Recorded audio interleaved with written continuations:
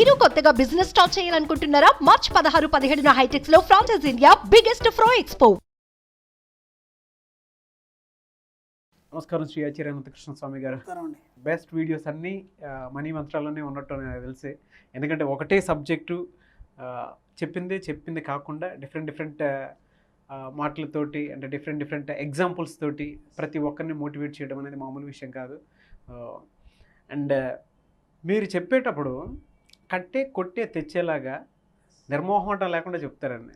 అంతేనండి, మన సబ్జెక్ట్కి సంబంధించి మన సబ్జెక్ట్ ఎలాంటిది, ఎక్కడ నీకు సెంటిమెంట్లు కానీ లేకపోతే ఇది చెప్తే ఏమనుకుంటారు, మళ్ళీ దరిద్రం గురించి ఆలోచిస్తారండి, మళ్ళీ దరిద్రం గురించి ఆలోచించకూడదని అంటారు. అంతే అంతే అంటే ఏదైనా సూటిగా చెప్పినప్పుడే హృదయానికి కొద్దిగా కటువుగా ఉంటుంది, బాధగా ఉంటుంది, కానీ ఆ ఎప్పుడైనా నిజమైన సత్యం అలాగే ఉంటుంది. అవును, సబ్జెక్ట్కి సంబంధించి వెరీ స్ట్రైట్ ఫార్వర్డే ఉండాలి. నేను న్యాచురల్గా కూడా అలాగే ఉంటాను, నేను క్లాస్లో కూడా అలాగే ఉంటాను, మీ షూటింగ్లో కూడా అలాగే ఉంటాను.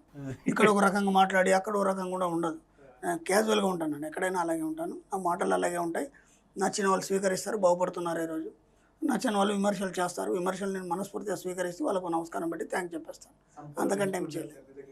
సంపద పెంచుకుంటున్నారు కొంతమంది, ఎందుకంటే వీడియోస్ ఫీడ్బ్యాక్ ఇచ్చిన వాళ్ళు కూడా ఉన్నారు. మనీ మంత్రాలు ఏం చెప్తున్నారు సార్? ఇక్కడ గమ్మత్ ఏంటంటే, మీకు డబ్బు సంపద రావాలనుకున్నప్పుడు ముందుగా మీ దగ్గర ఎంత డబ్బు ఉంది, బీరువాలో కానీ జేబులో కానీ ఎంత ఉందో దాన్ని తీయండి. ముందు బయటికి తీసేసి ఒక మాట చెప్పండి, ఈరోజు ఇంత డబ్బు నేను కలిగి ఉన్నందుకు కృతజ్ఞతలు.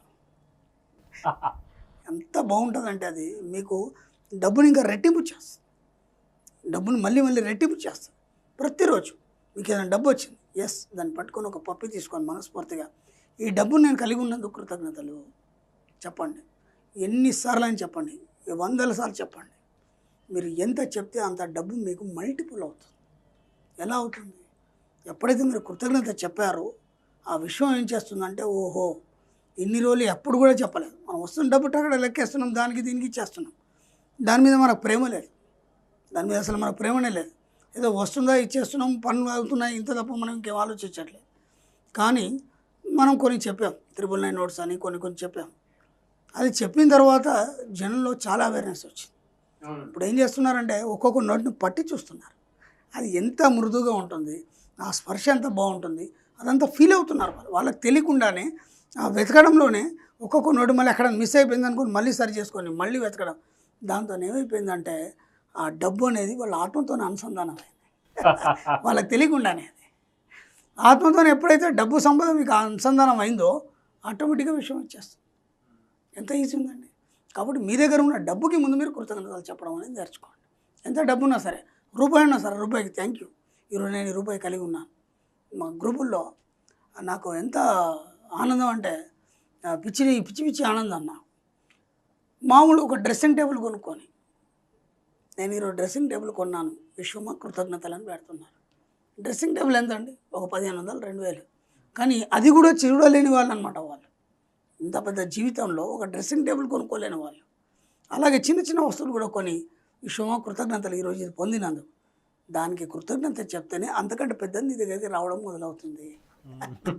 కృతజ్ఞత ఉన్నటువంటి గొప్ప ఇంపార్టెన్స్ ఏంటంటే, నువ్వు ఎంత కృతజ్ఞతలు చెప్తే అంతకు రెట్టింపు వస్తుంది. అలాగే మీరు లేచి నుంచి పడుకునే వరకు మీకు డబ్బు రావాలంటే ఇంకా మీరు ఏం చేయకండి, కేవలం కృతజ్ఞతలు చెప్పడం. ఉదయం లేచి నుంచి పడుకునే వరకు కనీసం రోజు 100 కృతజ్ఞతలు కావాలండి. మీరు లెక్కేసుకోండి, ఎన్ని కృతజ్ఞతలు కౌంట్ చేసుకోండి.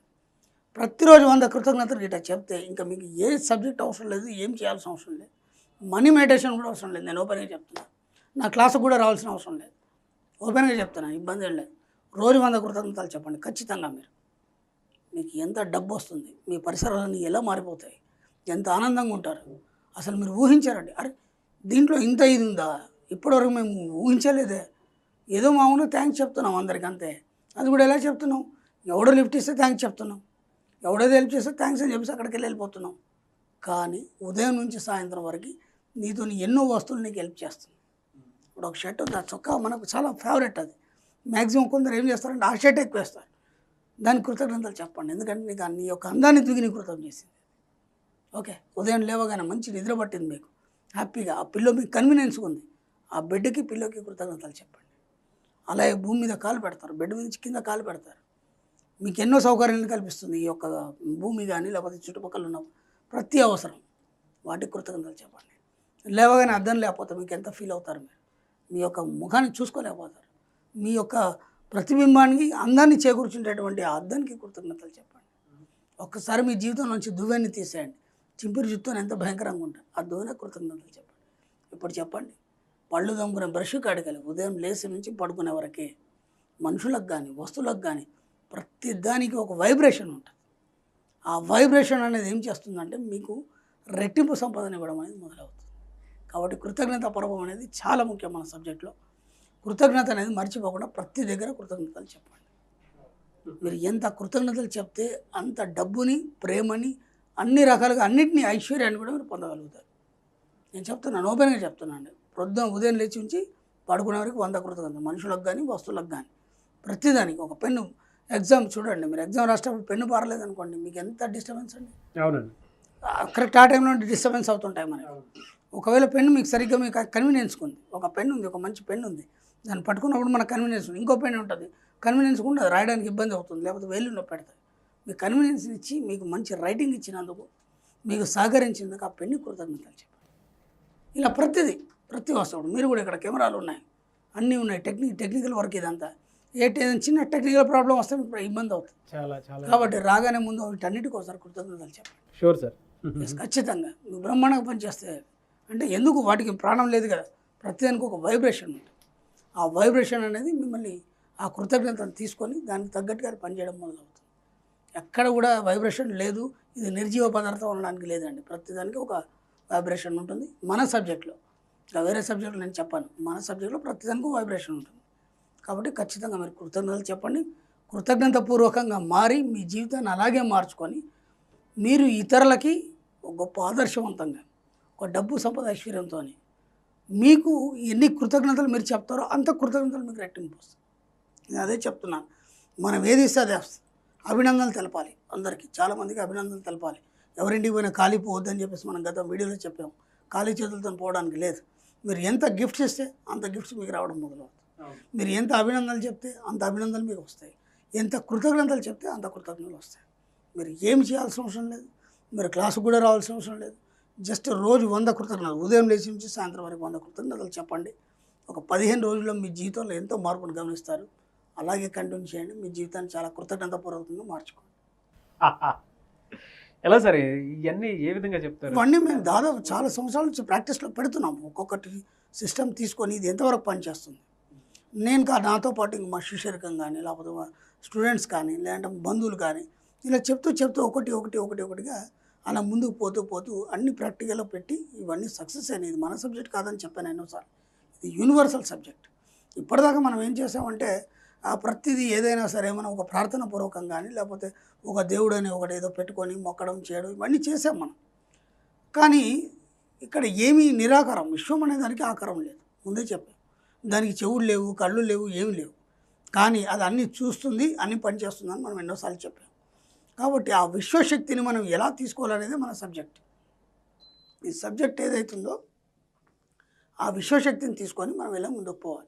అంతే తప్ప ఇక్కడ ఇంకా మనం మధ్యలో, విశ్వానికి మన మధ్యలో ఏముండవు. ఇది ఎంతవరకు నిజం, ఇది ఎంతవరకు సత్యం, దీని మీద గొప్ప వాళ్ళు ఎంతోమంది పరిశోధనలు చేశారు. విచిత్రం ఏంటంటే అక్కడ ఏముండదు, ఇలా జరుగుతుందనే దాని మీద కూడా ఎన్నో పరిశోధనలు చేశారు. ఇది సత్యం అని నిరూపించారు. ఈ సబ్జెక్టు మొత్తం ప్రపంచవ్యాప్తంగా ఉంది. దాన్ని నేను తెలుగులో చెప్తున్నాను. ఇప్పటివరకు తెలుగులో చెప్పేవాళ్ళు లేరు. దాన్ని నేను తెలుగులో నాకు తెలిసినంత మటుకు నేను బయటకు తీసుకొచ్చే ప్రయత్నం చేస్తున్నాను అంతే.